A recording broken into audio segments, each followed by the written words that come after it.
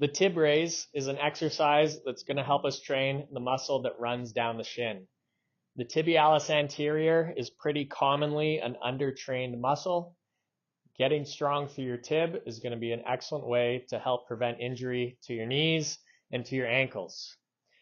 A couple ways that we can perform this exercise, but let's start with the tibialis raise bar or the tib bar.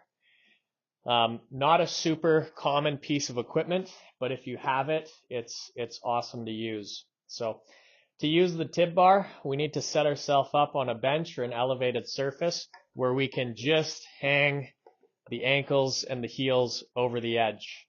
From here, we can place our tib bar onto the feet, and you will go through reps of controlling the bar down and flexing these muscles to bring the bar up. Control it down into a stretch, control it up into a squeeze. Pretty common mistake that's easy to avoid here is using momentum in this movement.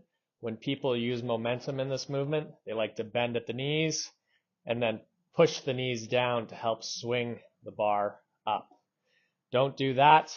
Make sure that you keep your quads flexed. Knees can be pushed down into the bench to keep these reps super strict. Now, if you don't have a tib bar available to you, you can easily do something very similar with a kettlebell. Same thing, flex the quad, keep the knee down into the bench, point the toe away from you, squeeze the tib to bring the weight towards you. Now, if you have neither kettlebells or a tib raise bar, this can also be performed against a wall. Easy enough to put your hips into the wall, get your feet away from you, flex the quads, and then use the tibs to pick your toes up towards you. This exercise against the wall can be made easier by moving yourself closer to the wall, and it can be made more difficult by moving yourself away from the wall.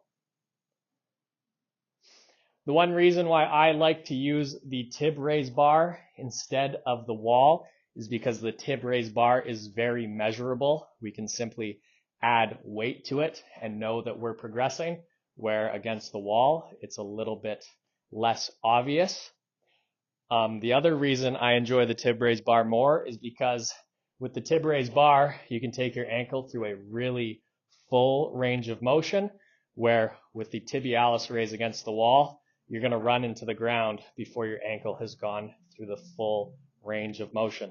So if possible, use your tib bar or use a kettlebell, and if you don't have those, you can tib raise against the wall.